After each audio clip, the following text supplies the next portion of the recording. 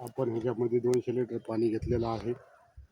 त्याच्यामध्ये 5 लिटर ताक टाकलेलं आहे आणि 25 अंडे टाकलेले आहेत. त्यामध्ये 2 किलो बेसन पीठ, कुठल्याही डाळीचं पीठ 2 किलो, पण मी बेसन पीठ 2 किलो टाकलेलं आहे. त्याच्यामध्ये 10 किलो शेण, 5 लिटर गोमूत्र, त्यानंतर चिंचाचा पाला, शेवग्याचा पाला, लिंबाचा पाला, सीताफळाचा पाला, असा आपण एक संजीवनी, त्याला माझं हे संजीवनी जडीबुटी आपण एक बनवणार आहे आणि त्याला 15 दिवस हे त्या टाकीमध्ये आपण भिजत ठेवणार आहे. 15 दिवसानंतर सरड्यानंतर आपण ह्याला सोडणार आहे. त्याच्यामध्ये 5 किलो गूळ पण टाकलेला आहे. आता ह्या मिश्रणापासून ह्याला माझं संजीवनी, ह्यानी झाडाला काळुंकी येते, झाडाचे ही आरोग्य निरोगी आणि सुदृढ राहते. त्यामुळे ह्याच्यात एक जैविक अशा प्रकारचं एकदम उत्तम प्रकारचा आपण संजीवनी तयार करत आहोत. आणि ह्याचा एक संजीवनी म्हणजे ह्याच्यापासून आपण जे म्हणतो संजीवनी जडीबुटी, त्याप्रमाणे ह्याला कुठलेही करप्या, ओला करप्या, आणखीन तांबळा पडतो, तांबळा येत नाही, बुरशी येत नाही.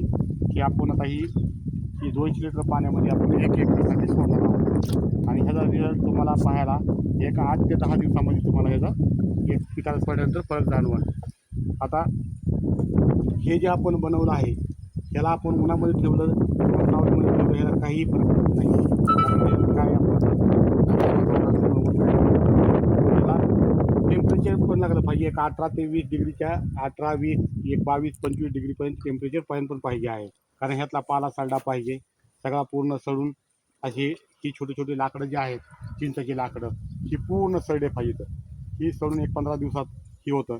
त्यात आता त्याला सडण्यासाठी थोडंसं एक 150 ग्राम ते 200 ग्राम, थोडंसं 150 ग्राम 200 ग्रामपर्यंत, 200 ते 150 ग्राम असं एक मिठाचं प्रमाण टाकायचं आहे.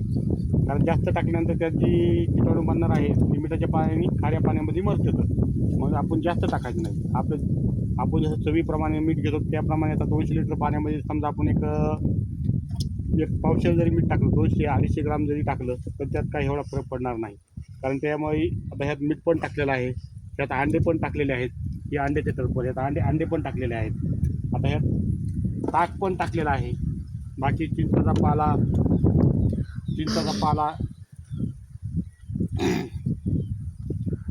शेण, गोमूत्र, गूळ, ह्या प्रकारचे पूर्णपणे बनवलं आहे. आता ह्याला 15 दिवस आपण असं भिजत ठेवणार आहोत.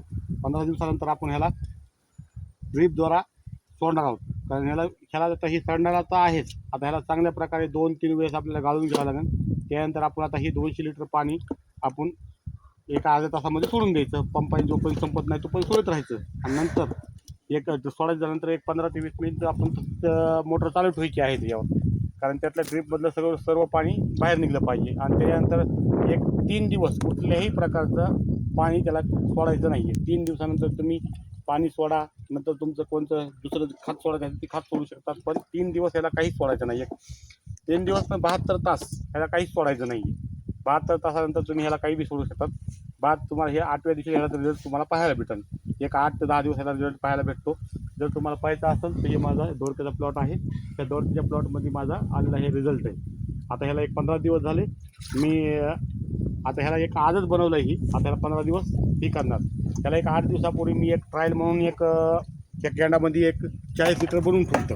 40 लिटरमध्ये 1 किलो गूळ टाकला होता, 1 लिटर गोमूत्र, 1 लिटर ताक हे टाकलं होतं. आणि चिंचेचा पाला, लिंबाचा पाला, सीताफळीचा पाला, सुबाबळीचा पाला, तुम्ही पाला कुठलाही टाकू शकता. फक्त जी काही आपलं पशु खाते तो पाला टाकायचा. बाकी आता हे रिझल्ट आपण पाहू. धन्यवाद.